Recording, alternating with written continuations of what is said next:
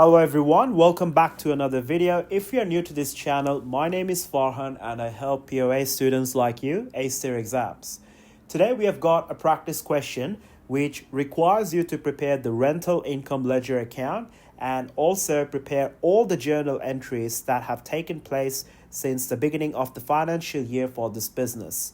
We will prepare an extract of the statement of financial performance to report the amount for rental income and also understand any effects on the profit and current liabilities if we have not adjusted for income received in advance. You can see the question on the left hand side of your screen, and on the right hand side we have got all the workings which I'll explain and go through step by step. What I need you to do now is focus and follow through for an excellent understanding. With that being said, let's begin. The financial year of Angus Retailer ends on 31st of March. The following information was extracted from his books for the year ended 31st of March 2021. So here you can see we are given 3 transactions, and our requirement based on these 3 transactions is to prepare the journal entries for the entire financial year ended 31st of March 2021, and then we prepare the rental income ledger account. So let's look into the first transaction which we have got. On 1 April 2020, rental income receivable account had a balance of $6,500. You can see that I have clearly highlighted the words rental income receivable account. Now, rental income receivable in itself is a current asset account. But if we were talking about rental income, then it is an income account. So you have to make sure you understand the differences between these two. The first one is rental income, which is an income account in itself. And the next one is rental income receivable, which refers to economic benefits that you expect to receive from your tenants in the near future. And because this relates to economic benefits that you expect to receive, it is a current asset. All right. Now, how should we journalize the first transaction? Now, before we could actually answer that, I also need you to look into the ledger account which we have prepared. Now, the ledger account for rental income, as you can see, is constructed using the usual 5-column format, starting with the first column being the dates, then we have got the details, then we have got the debits and the credits, and then lastly we have got the final balance. Now, on the 1st of April 2020, we understand we have got rental income receivable of $6,500. And we have clearly established that rental income receivable is a current asset. By default, all assets should have an opening balance on the debit side. This also means that when assets increase, we debit them. So to begin the financial year on 1 April 2020, for the rental income ledger account, we are recording an opening balance, which is balance brought down of $6,500 in the debit column. The reason we are recording this on the debit column is because this is a current asset, which we have clearly established, which gives us a final balance of $6,500 debit at end of 1 April 2020. Now, based on this first ledger entry that we have done, let's look into the first journal entry as well on 1 April 2020, because journal entries and ledger account is definitely connected with each other. Now, for the journal entry on 1 April 2020, what we have done is that we have debited the rental income account by $6,500, and then we have credited the rental income receivable account by $6,500. Now, if you follow the ledger account carefully, you will see that the rental income ledger account was debited by $6,500. That is the reason why, as part of the journal entry, we are recording debit rental income by $6,500. Okay? And this $6,500, which we have debited here for rental income, mainly came from the rental income receivable ledger account, which is the current asset account, and therefore the corresponding credit entry is the rental income receivable account of $6,500. Now, what you could also do is, instead of writing balance brought down to begin the 1st of April 2020, you can also confidently write rental income receivable of $6,500 debit, which makes sense because the journal entry is saying so. So therefore, to avoid any complications or confusion, you could just write rental income receivable instead of balance brought down, because both of them would refer to current assets anyway. Okay? Now, let's look into the second transaction in the main question. During the year, the business received a check of $48,200 for rental income. Now, at 31 March 2021, which is the end of the financial year, we are recording this information. When we are receiving a check of $48,200, this gets deposited directly into our bank account. Now, the bank account in itself is a current asset account.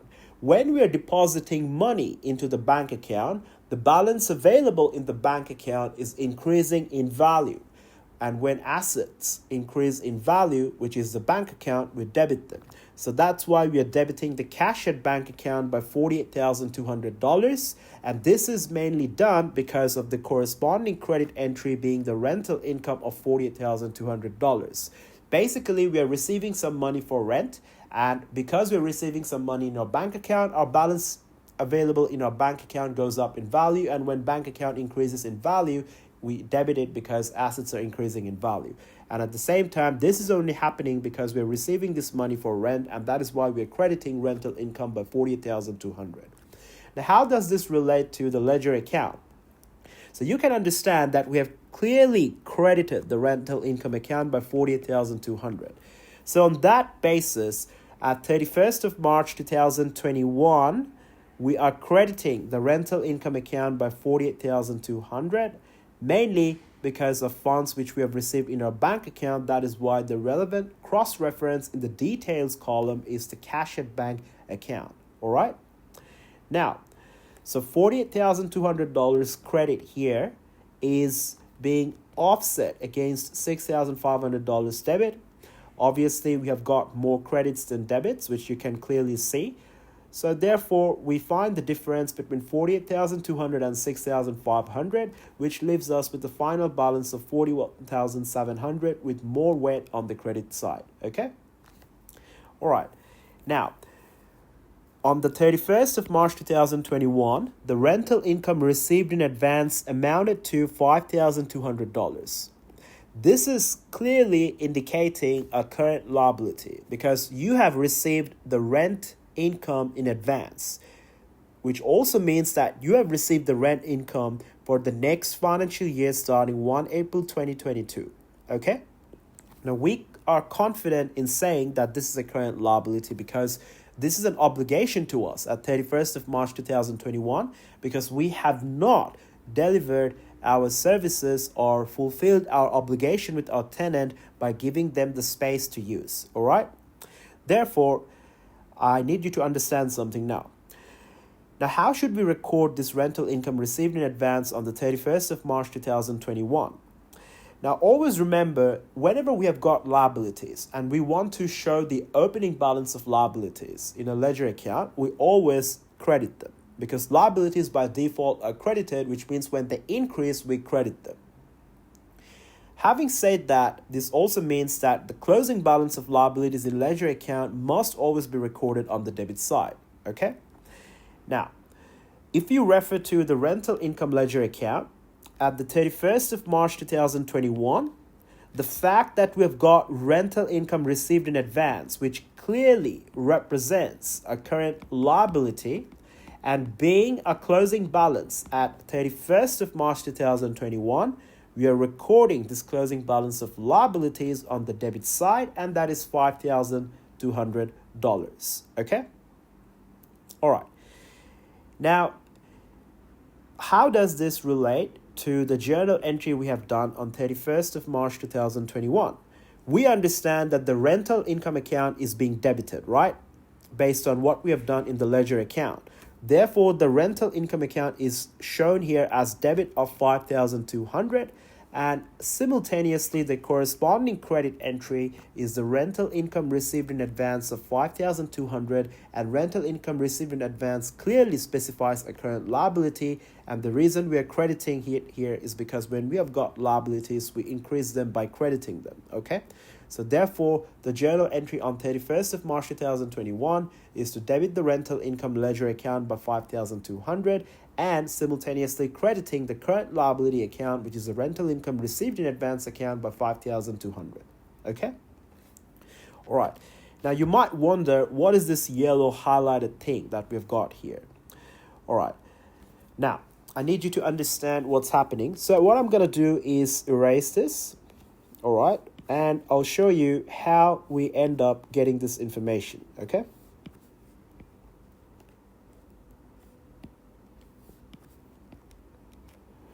All right, let's just pretend we don't have that. We do understand why we have got 5,200 here, all right? And rental income account is a ledger account for income, which based on the matching accounting concept, we need to make sure that being an income account, the final balance is always reset to zero at the end of the financial year, which is at 31 March 2020. And this is something we do with expense accounts as well, because we transferred them to the income summary accounts as part of our closing entry, and we want to start the new period with a zero balance for expense and income. So once we have recorded the liability at the end of the financial year for rental income received in advance of $5,200 in the debit side of the rental income ledger account, we must have a closing balance of zero, being the fact that this is an income account and all income and expense accounts must be reset to zero at the end of the financial year before we start a new financial period. Okay?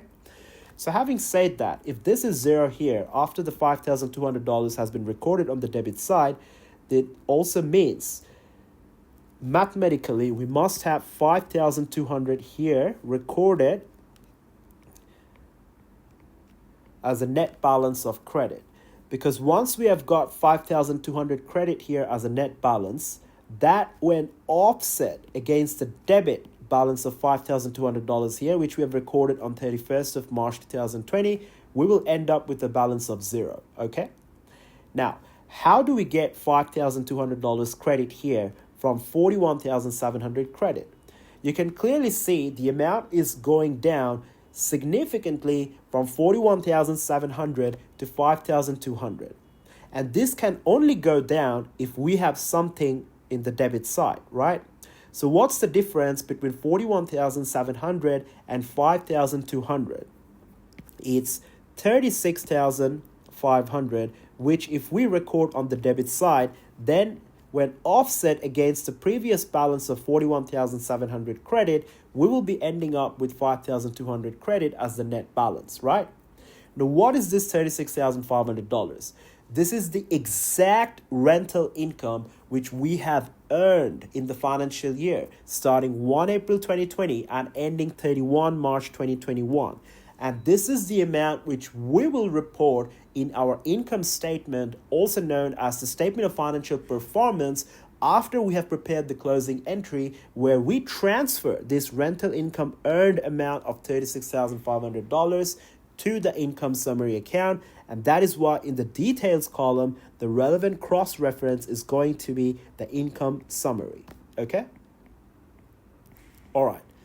Now, let's look into the next question, which says that prepare an extract of the Statement of Financial Performance for the year ended 31st of March 2021. Basically, it's saying when you prepare the extract for the income statement, how are you going to report the amount for rent income? You can have all the formalities here. Angus Retailer Statement of Financial Performance for the year ended 31st of March 2021. You can write that. And after that, under other income, you'll report rent income of $36,500.